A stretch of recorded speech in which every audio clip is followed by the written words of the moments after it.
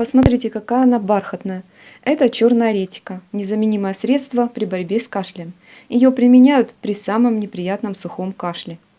Корнеплод разрезают, делают в нем углубление.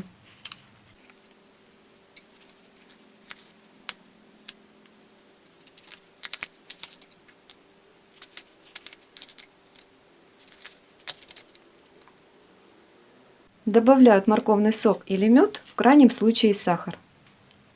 Выделяемый в ответ сок редьки и есть то самое лекарство, то самое средство, которое поможет избавиться от приступов кашля. Применяют сок каждые 3 часа по столовой ложке для взрослого человека.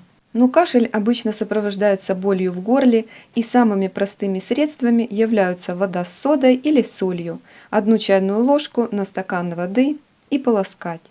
Соком редьки делают компрессы, для этого смешивают мед и сок редьки. И в теплом виде наносят на марлю и плотно завязывают в области грудной клетки теплым платком.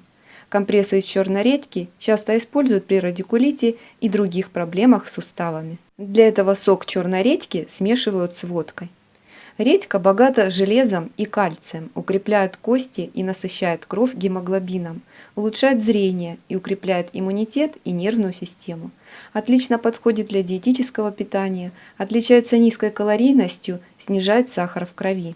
У редьки очень много сортов, и каждый из них приносит только пользу для организма. Вот еще один сорт. Это розовая редька. Посмотрите, какая она красивая внутри.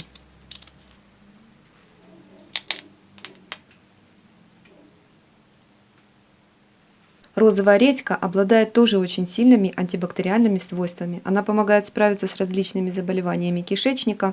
Регулярное употребление в пищу этого овоща помогает выводить из организма лишнюю жидкость, тем самым предотвращая возникновение отеков. Учитывая низкую калорийность розовой редьки, ее рекомендуется употреблять в период похудения. Редька имеет способность оказывать положительное действие на пищеварение, поскольку в составе этого овоща содержится очень много грубых волокон. Корнеплоды улучшают аппетит, а также они имеют способность выводить из организма токсины и вредные вещества. Таким образом, этот овощ является прекрасной профилактикой запоров. Но самое интересное, что редька не накапливает в себе вредные вещества из окружающей среды. А это значит, если редька будет расти по обочине дорог или, например, возле вредных заводов, редька останется чистым продуктом. Обычно редьку добавляют в салат, но в некоторых странах редьку подают термически обработанной. Например, ее можно варить, тушить или жарить. А богатый состав витаминов и микроэлементов дает возможность использовать этот овощ в народной медицине. Особенно обладает лечебными свойствами черная редька. Редька имеет противопоказания.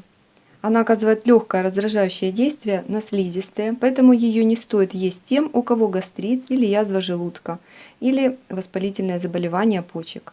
И не стоит забывать, что даже самый полезный продукт может навредить при его чрезмерном употреблении. Всему должна быть мера. Посмотрите, прошло минут 5 и уже начинает образовываться сок. Мед скоро растворится и получится такая однородная масса и очень лечебная, и к тому же вкусная и полезная. Если это видео оказалось для вас полезным, ставьте лайки, пишите комментарии.